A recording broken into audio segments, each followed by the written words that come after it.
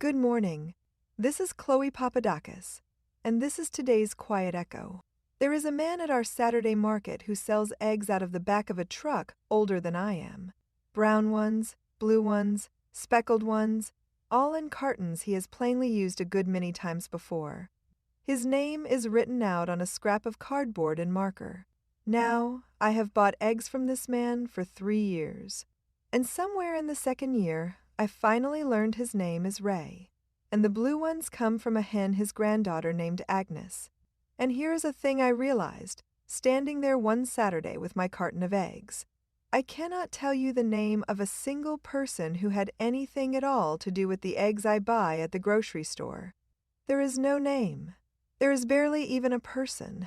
The food just arrives from nowhere, made by no one, and you hand your little card to a machine, and you leave. It is efficient, and it is a little bit lonely. And most weeks, I will be honest, I go ahead and do it anyway. Well, this week happens to be National Farmers Market Week, which is the kind of week whose official proclamation just about nobody on earth ever reads. But I read it. Because arranging gatherings is my whole job, and the farmers' market is the one single gathering in this entire town nobody actually arranges. It simply happens. Every Saturday, the same field, the same trucks, the same crooked handwritten signs, as though the town just cannot help assembling itself once a week, whether or not one single person is in charge of it. And here is what I have come to believe it is really for, underneath all the tomatoes. At the market, the thing and the person who made the thing are standing in the very same place at the very same time. You cannot buy the peach without meeting the man who grew the peach. He is right there, sunburned, with the dirt worked deep into the creases of his hands. And he will tell you, if you only think to ask, it was a hard year for peaches. More than half of the people selling at a market like ours, the government actually went and found, drove fewer than 10 miles to get there. So the food did not come from nowhere. It came from a person, and the person lives right down the road from you. And it is the oldest arrangement in the whole world, and we have very nearly gone and forgotten it. For almost all of human history, you knew the hands behind the things in your life. You knew the baker, the smith, the woman who wove your cloth. The thing carried its maker right inside of it. You simply could not separate the loaf from the person who got up before the sun to bake it for you. And then somewhere along the way, we got very, very good at separating them.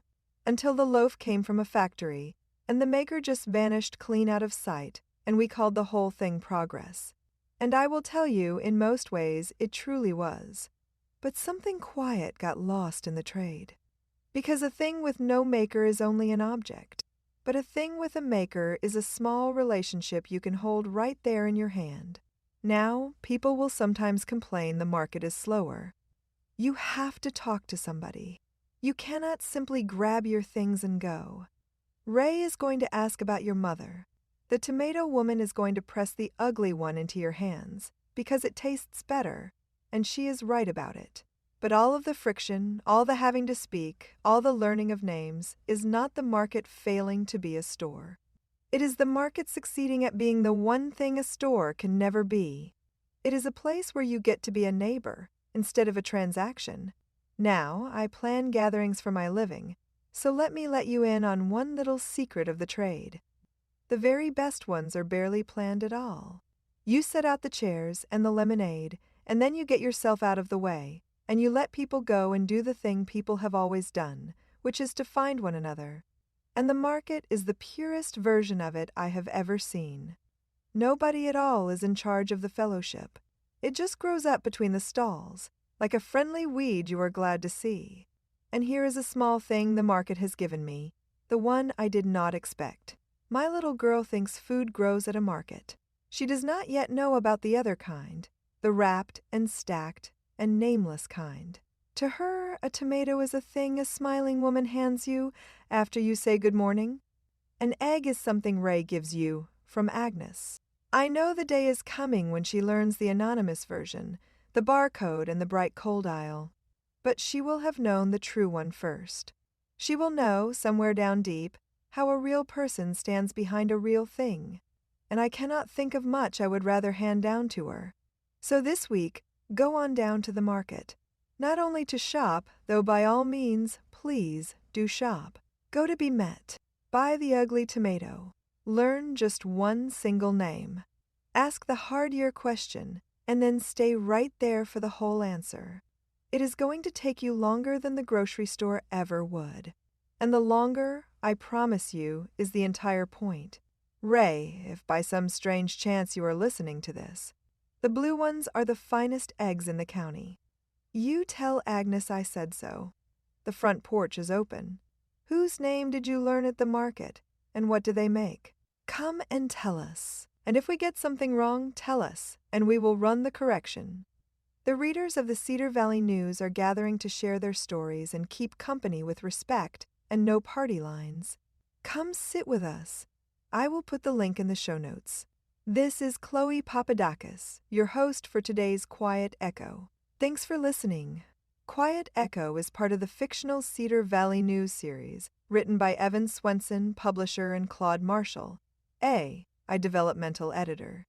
While the town of Cedar Valley, its market, and Ray are fictional, the observance is real. The United States Senate designated the week of August 2nd through 8th, 2026, as National Farmers Market Week, an annual observance held during the first full week of August. According to a United States Department of Agriculture National Farmers Market Managers Survey, most vendors travel only a short distance to sell, with more than half coming from within roughly 10 miles of the market. Figures on vendor travel vary by market and region. You've been listening to the Cedar Valley News Podcast, where small-town voices meet the headlines shaping our world. From faith and family to front porches and fields. We'll be back with more stories connecting real lives to real events. Until next time, keep your porch light on, your faith strong, and your heart open. This is Cedar Valley News.